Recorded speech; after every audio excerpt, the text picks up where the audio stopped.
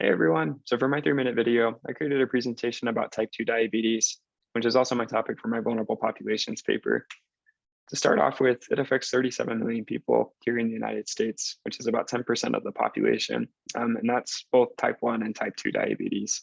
About 90 to 95% of people with diabetes have type 2 diabetes. So it's a lot more common than type 1. I'm not sure if you've known someone with either type 1 or type 2, such as a friend or family member.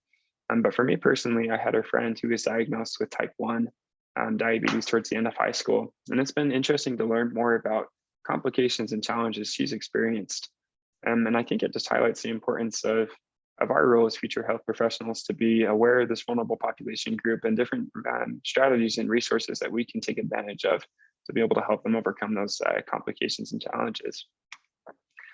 Starting here, this graph shows how the percentage or prevalence of diabetes has changed dramatically over time within the United States. So starting in 1958, about 1% of people in America had diabetes. And when this data was collected in 2015, about 7.5% had diabetes. So it's just crazy how that number has increased dramatically over time. And all these pictures here just show how really anyone can be diagnosed with type 2 diabetes. But there are certain risk factors that lead someone to be more vulnerable to being diagnosed with type 2 diabetes. And I feel like after researching and looking more into different risk factors, one of the risk factors that determines if people are going to be diagnosed with type 2 diabetes is their socioeconomic status. So in one study, it said that people with low income and education levels were 2 to 4 times more likely to be diagnosed with type 2 diabetes than those with higher income and education levels.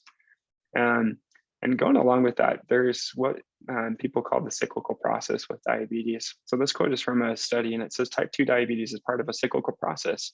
It both results from and contributes to adverse outcomes.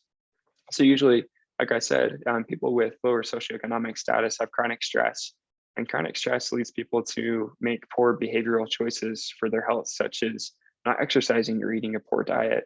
And these things all lead people to be diagnosed with type 2 diabetes. And as people don't have those resources to treat type 2 diabetes, they're led to mismanage the condition, which further leads to adverse outcomes. And it's just kind of a cycle that leads to poor health outcomes and ultimately a lot of complications from type 2 diabetes. One of the things that make people so vulnerable to type 2 diabetes is the increase of cost for insulin. So in 2009, insulin costs just under $100, and insulin's used about 2 to 3 times a month for diabetic patients. And now in 2019, so about 3 years ago, that price jumped all the way up to $300. So it's so much more expensive, and it just shows how people with low income and education levels, they don't have the resources necessarily to pay for these treatments that are so necessary for managing the condition. And so I think that leads us to just what can we do as future health professionals. And I think one of the biggest things is being aware of the challenges and difficulties that diabetic patients face. There are so many resources and things that exist for people who don't have those resources to treat the disease or treat the condition.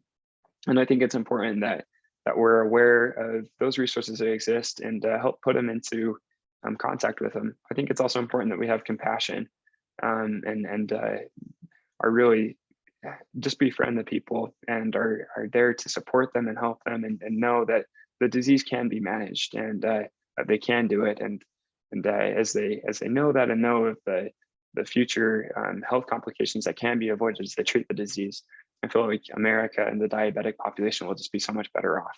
So thanks so much for watching. I hope you enjoyed